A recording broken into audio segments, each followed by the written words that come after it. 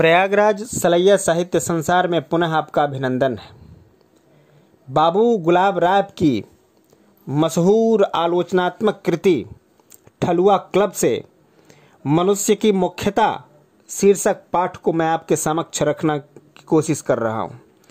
इसमें मनुष्य के जीवन में क्या क्या प्रमुख चीज़ें हैं, किन चीज़ों को प्रमुखता देनी चाहिए, कैसे मनुष्य अपने विषय वस्तु में यह तय करे कि मुख्य क्या है और गौण क्या है, किसे पहले करना चाहिए, किसे बाद में करना चाहिए, हमारे लिए ज़रूरी क्या है, गैर ज़रूरी क्या है। इन तमाम छोटे मोटे बिंदुओं को इस प्रकार से उरेहा गया है, चित्रित किया गया है कि जिन्हें हम अपनी सूक्ष्म बुद्धि से भी नहीं भांप पाते हैं। तो आपके समक्ष मनुष्य की मुख्यता। तुलसी ने लिखा है कि नर समान नहीं कवनिहु देहि, सुर नर मुनि सब याचत ये ही। मनुष्य की प्रकृति का राजा है। यह वाक्य मनुष्यों का ही है। इसकी सत्यता का प्रमाण क्या है? क्या यह अपने मुँह मियां मिट्ठू बनाना नहीं? हाँ, यह आत्म प्रशंसा ही मनुष्य का प्रधान गुण है। इसी के कारण उसे यह राज अधिकार प्राप्त हुआ है। अपने विषय में विचार कर लेना थोड़ा गुण नहीं, आत्मश्लाघा में आत्मविचार की शक्ति छिपी हुई है।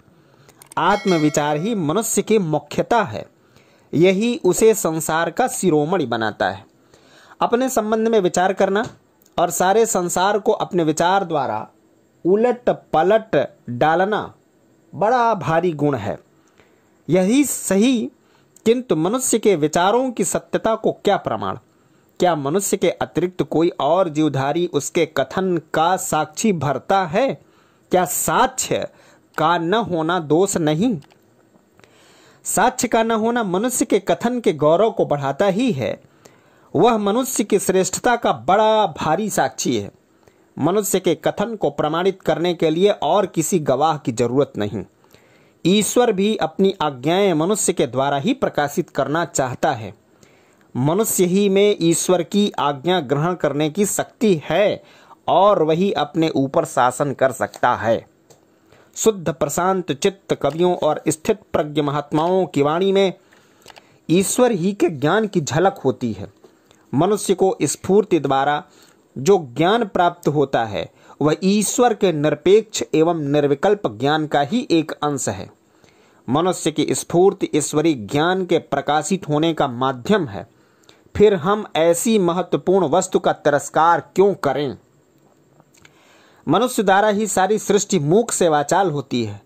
मनुष्य ही सारी सृष्टि का मुख है। ब्राह्मणो वस्य मुखम आसीत। क्या ब्राह्मण मनुष्य में से नहीं? चराचर सत्या मनुष्य को अपना मुख बनाकर आत्मकथा कहती है। आत्म कहानी कहने के लिए दूसरे साक्षी की आवश्यकता नहीं। जब डॉक्टर पूछता है कि आपके पैर में दर्द कैसा है, तब पैर का दर्द बतलाने के लिए मुख ही बोलता है। पैर अपना हाल नहीं कहता। हाथ ही मुख की गवाही देने को नहीं आता। क्या मनुष्य भूल नहीं करता? क्या मनुष्य पाप पंक में लिप्त नहीं? हाँ, मनुष्य भूल अवश्य करता है, किंतु उसकी भूल भी मतलब से खाली नहीं। भूल ही उसके ज्ञान का मूल है। भूल द्वारा ही छिपी हुई संभावनाएं प्रकाशित होती हैं। भूल का संशोधन होने पर संभव निश्चय हो जाता है। कल्पना सिद्धांत की कोट में आ जाती है। मनुष्य पाप कर सकता है, वही उसकी मुख्यता है। नहीं तो मनुष्य और पशु में अंतर ही क्या? यदि पाप करने की संभावना नहीं तो सत्कार्य करने में भी कोई महत्व नहीं। हमारे दोष भी हमारे गौरव के कारण हैं। फिर निराशा क्यों?